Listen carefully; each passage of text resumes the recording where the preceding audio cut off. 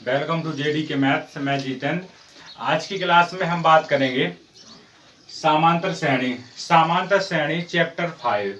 Chapter 5 का नाम है समांतर श्रेणी पार्ट 5। कक्षा 10वीं क्लास का पार्ट 5 जिसका नाम है समांतर श्रेणी।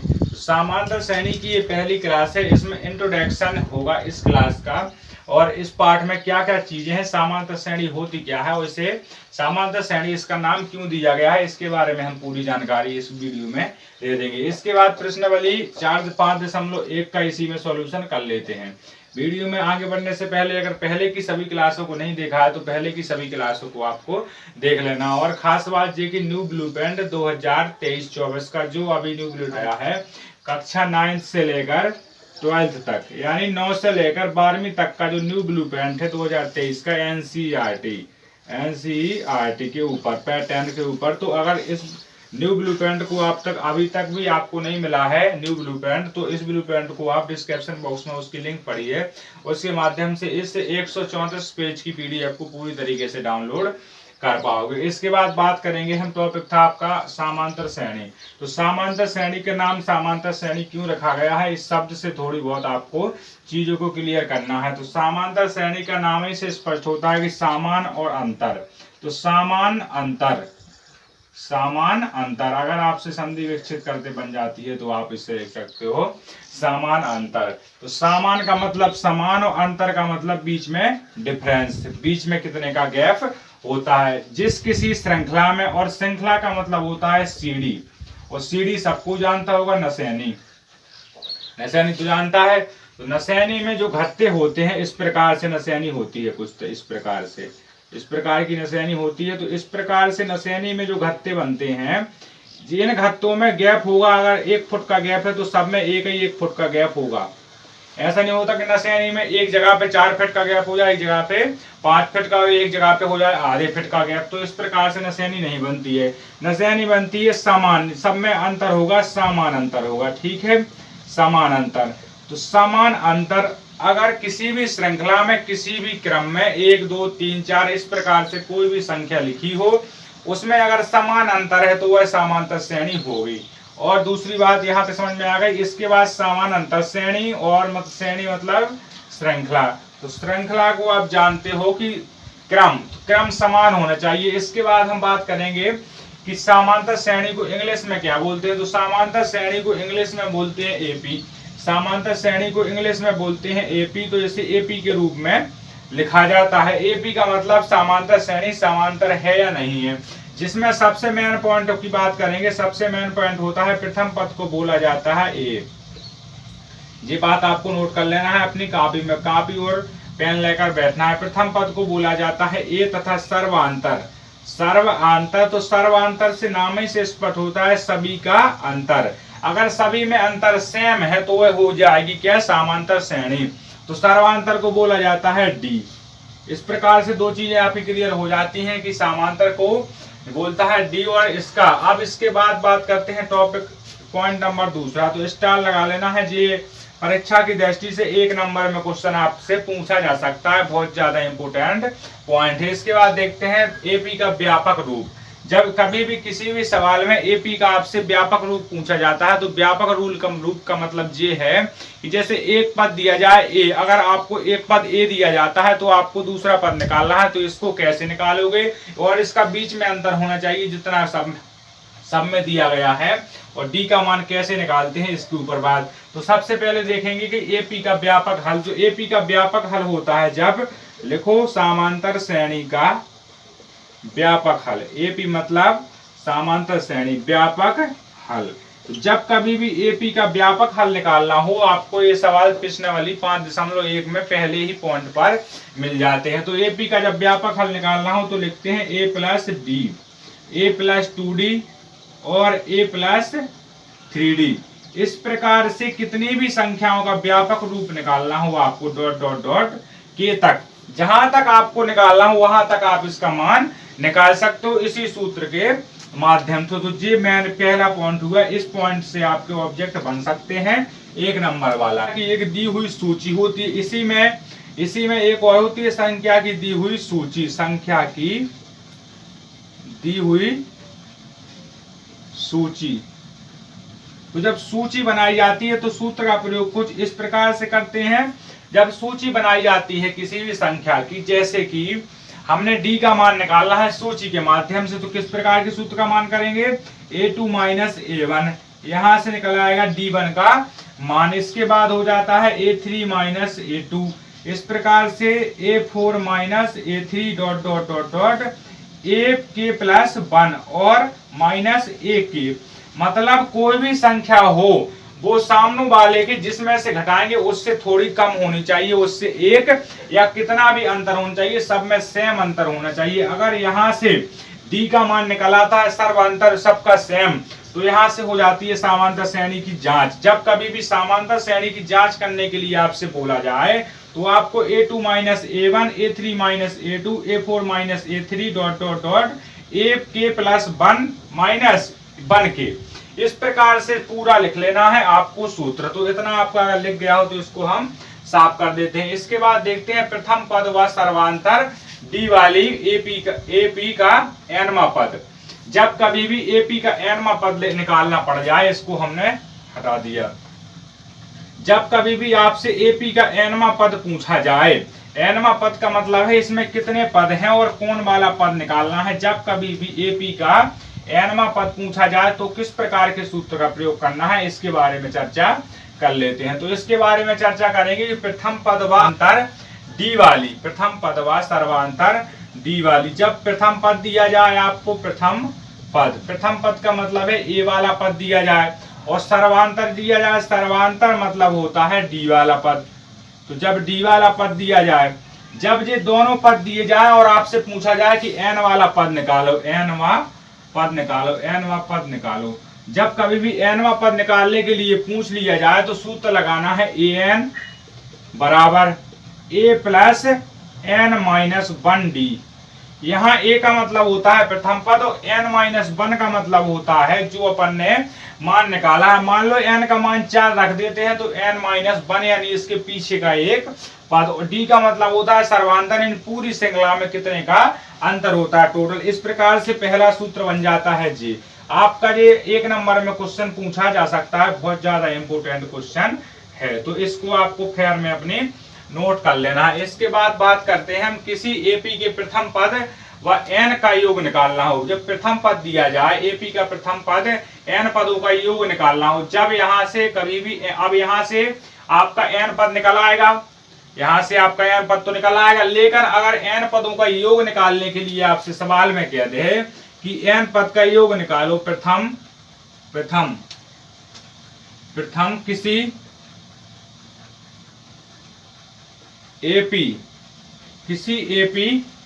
के प्रथम पद, किसी एपी के प्रथम एन पदों का योग। जब कभी भी प्रथम एन पदों का योग निकालने कहते हैं, मतलब कहने का जी है, कभी भी एन पदों यानी पूरे पदों का योग पूछ ले आपसे तो आपको सूत्र लगाना है एस एन बराबर एन बटे 2 कोष्टक बड़ा कोष्टक 2a कोष्टक एन माइनस 1d बड़ा कोष्टक ज्यों का त्यों। इस प्रकार का कुछ सूत्र आपको लगा देना है। इस सूत्र में एस एन का मतलब होता है कि एन पदों का योग, एन पदों का योग, एन का मतलब, एस एन का मतलब होता है एन पदों का योग।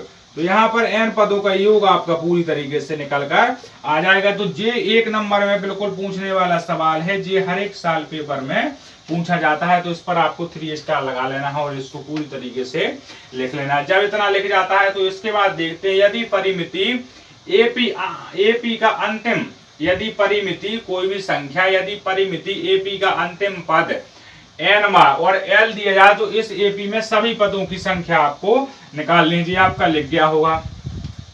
तो इसलिए आप आगे बढ़ने से पहले एक बार लाइक और शेयर जरूर कर देना है, तथा चैनल को अगर सब्सक्राइब करके नहीं रखा है तो एक बार चैनल को सब्सक्राइब जरूर कर लेना। यदि परिमिति में कभी भी अंतिम पद दिया जाए एपी का अंतिम पद, तो हम अभी तक 2 सूत्र लिखा चुके हैं, वैसे तो पॉइंट 4 लिखा चुके हैं। तो एपी में सभी पदों का योग निकालना हो, जब सभी पदों का योग निकालना हो, जब पहले निकाल लिया अपन ने एनवा पद, फिर निकाल लिया हमने एन पदों का योग, और जब सभी पदों का योग निकालना हो, जब सभी पदों का योग निकालना हो तो किस प्रकार के सूत्र का प्रयोग करेंगे? तो एस एन बराबर एन बटे 2 और ए प्लस एल। एल का मतलब है सभी पदों का योग। इस प्रकार से इस सूत्र का प्रयोग कर देते हैं तो सभी पदों का अपना योग निकल आता है। और इन सभी सूत्रों का प्रयोग आगे हम बहुत ही आसान तरीके से इनका प्रयोग देखेंगे। इसके बाद देखना है यदि एबीसी एपी है, यदि एबीसी एक श्रृंखला है, यदि एबीसी एक श्रृंखला है, इस प्रकार से जो एक बहुत महत्वपूर्ण टॉपिक है, पॉइंट है, A B C dot dot dot dot AP है। अगर एबीसी एक श्रृंखला है तो इसको कैसे बता करेंगे अपन? जब इसमें कर दिया बी बराबर ए प्लस सी बटे 2, इस प्रकार से ये कहां से लिख दिया हमने? ए प्लस सी बटे 2। तो ए प्लस सी बटे 2 और बी ए तथा सी का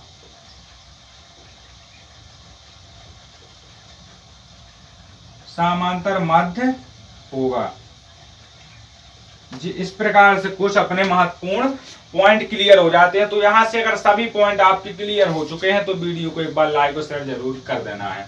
इसके बाद बात करेंगे हम प्रश्नावली 5.1। तो प्रश्नावली 5.1 के पहले कुछ 2-4 एग्जाम्पल के सवाल हैं, उन सवालों को समझ लेना है। इसके बाद हम बात करते हैं प्रश्नावली 5.1। प्रश्नावली 5.1 का पूरी तरीके से सॉल्यूशन इसी क्लास में हो जाएगा, तो आपको इस क्लास में पूरी तरीके से बना रहना है। तो सबसे पहले इतना दिख गया हो तो इसके बाद करते हैं हम बात कि जो इसका उदाहरण का सवाल है, जो पहला वाला सबसे पहला उदाहरण का सवाल है आपका, वो इस प्रकार से कुछ यहाँ बोर्ड पर हम लिख रहे हैं।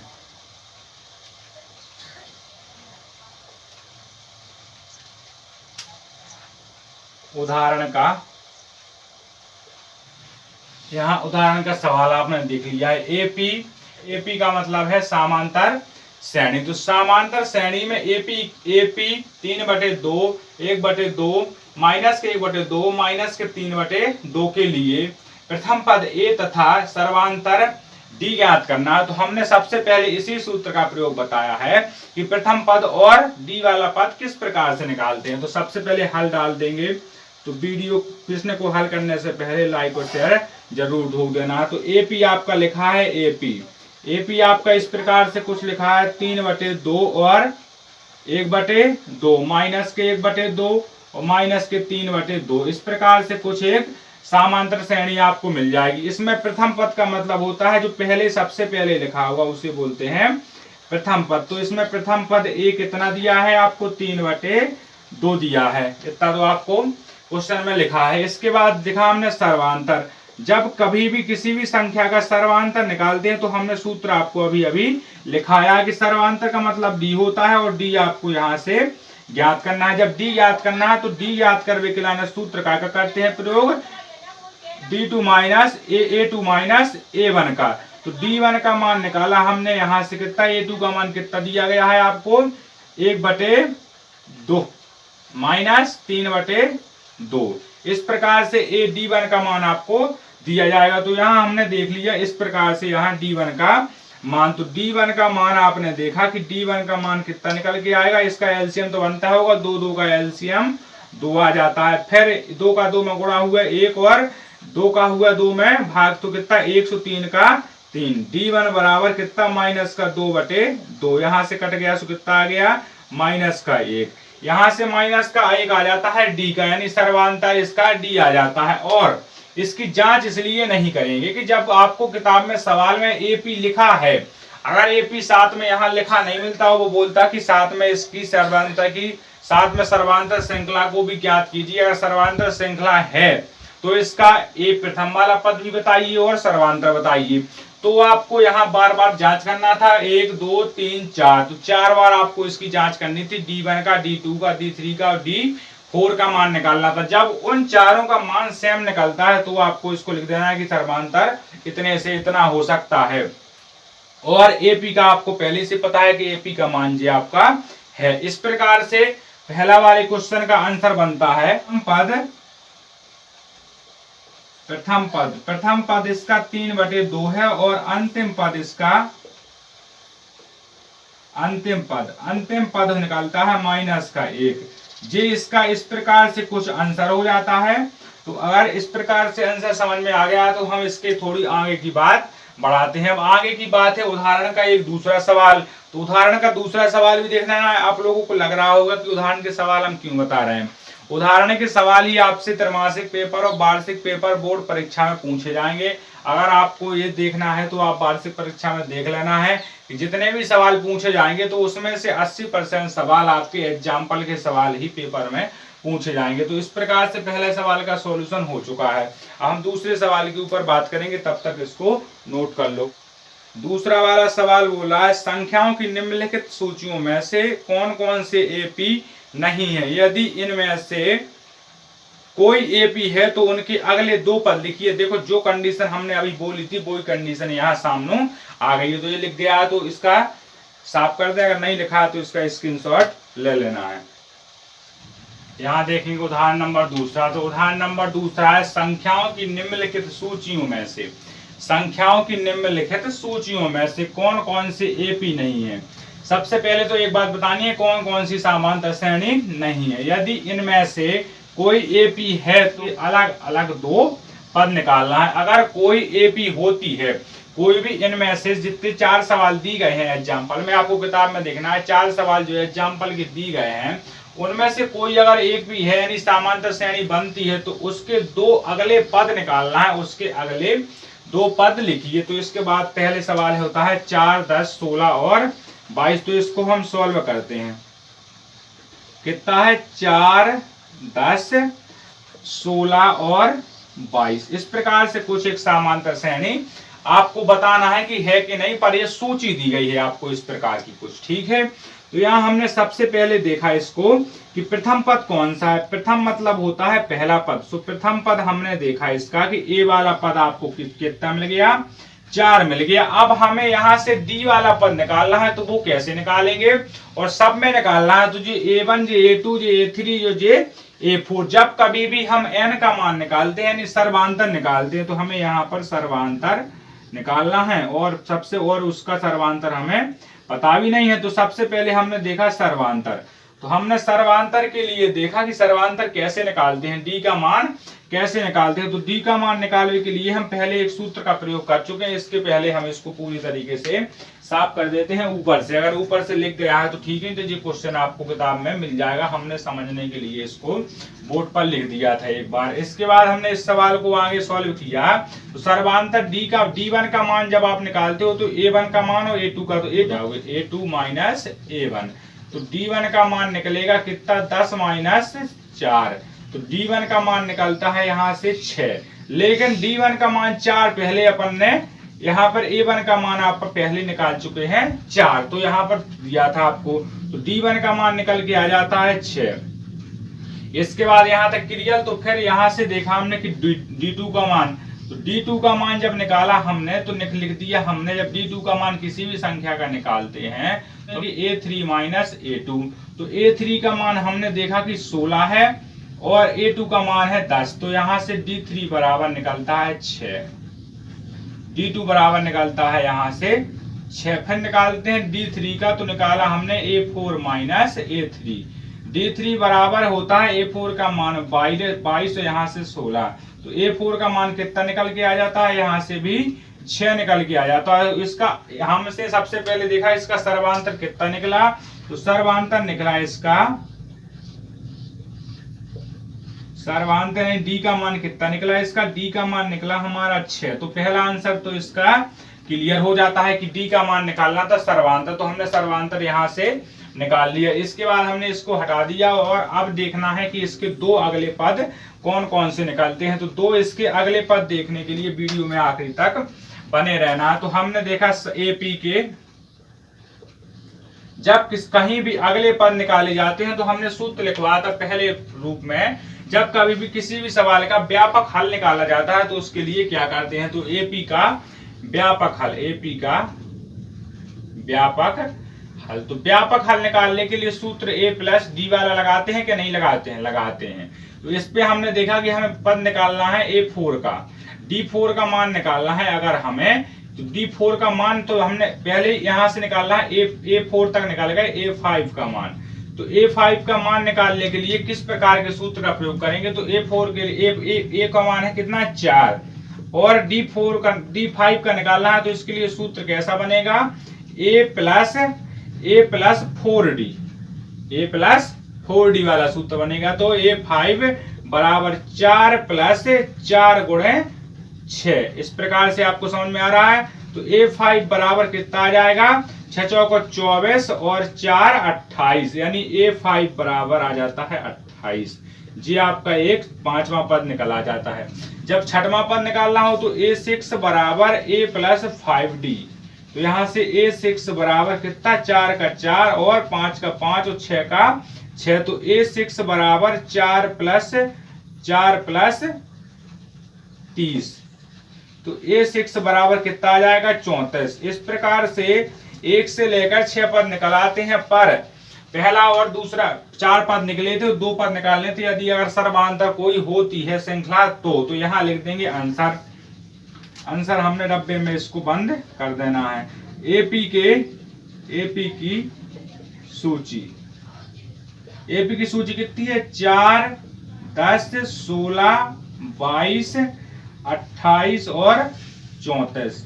इस प्रकार से जो इसका आंसर पूरी तरीके से हो जाता है। तो अगर क्लास पूरी तरीके से आपके दिमाग में आ गई है, घुस गई है, तो इसको वीडियो को लाइक और शेयर जरूर ठोक देना है। इसके बाद प्रश्नावली 5.1 की हम क्लास अगले दिन लगाएंगे। आज के दिन काफी लंबी क्लास हो गई है, इसलिए 5.1 का सॉल्यूशन देखने के लिए डिस्क्रिप्शन बॉक्स में लिंक लगी है, तो वहां से उसको कॉपी जरूर कर लेना है। और अगर आप किसी भी वैकेंसी की तैयारी करते हो सरकारी जॉब की, तो इसी चैनल के माध्यम से कॉम्पिटिशन की मैथ और रीजनिंग आपको पढ़ाई जा रही है, जो कल से बैच इसका चालू हो जाएगा रेगुलर तरीके से। 1 क्लास पर डे की लगेगी, 1 क्लास पर डे की। और अगर किसी भी चीज की नोटिफिकेशन, कोई भी योजना, कुछ भी आपको चाहिए, तो सरकारी रिजल्ट सर्च करना है यूट्यूब पर। उस पे हमारा चैनल है सरकारी रिजल्ट। तो सरकारी रिजल्ट पे सभी प्रकार की जानकारी वहां से हम प्रोवाइड करा देते हैं। तो वीडियो सही लगा हो तो इसे चैनल को एक काम पर करना है, सब्सक्राइब कर लेना। धन्यवाद।